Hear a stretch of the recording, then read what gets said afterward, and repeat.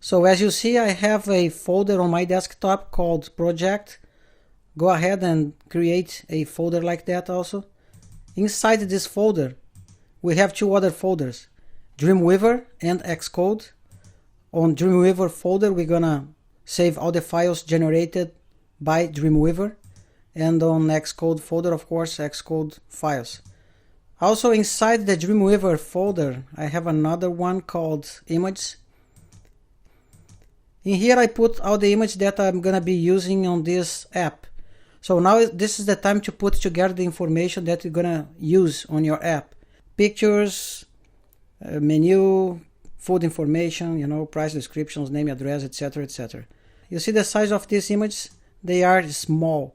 So if you can work a little bit on this, on your image and make them smaller than the original size, because then your app's gonna load faster. Okay, let's close this. Now it's time to open the Dreamweaver. Okay, once the Dreamweaver is opened, before we do anything, let's make sure we are on the same page. Go on the right corner here and see if you have selected Classic. When you press this button here, there are some other selections. So make sure you are on Classic, so then you're gonna see the same thing as I see here. And then we're gonna create a new file. Okay, we can do this by using this welcome screen here, or going into File, New, and then we can do from there also. So if you do from here, just go down here on this middle section, on More option, then select Page from Sample, Mobile Starters, jQuery Mobile with Theme, and make sure you have HTML5 selected here. We're gonna be using a template for this class because this is for beginners, and it's gonna help us a little bit. Okay, so click Create, and then Dreamweaver is gonna open this template for us. You see all the code is already here. So Dreamweaver writes codes for us, so it's gonna make our life easier. Okay, so now let's talk a little bit about this screen here. On the left corner, we have three important buttons. Code shows you just the code. Split is going to split the screen, so you see code on the left side and the design on the right side. And design, you see just the design, of course. We're going to be working most of the time using the split mode. The other important button here is going to be this word wrap. So when you click here, in this mode here, you see everything. You see all your code on your screen. Okay, no matter if you adjust the size, you're gonna be seeing everything. When you unclick this, then you have to move from left to right here to see the whole code. Look. Okay, great. Now let me press this button here called Live, and you're gonna see what's gonna happen. Voila, look how beautiful this is. So this is our template. This is how it looks like. Okay, so it's all jQuery. The buttons they have a mouse over, change color, you know, some images here, and the links are actually working. Let me press here page 3. Boom, page 3. So to go back, use this button here, back button. Page 4. Or you can press delete on your keyboard. It's gonna go back also to the main screen. Okay, but right now we don't have anything. We need to create a site first and then save it. So go to site here, new site.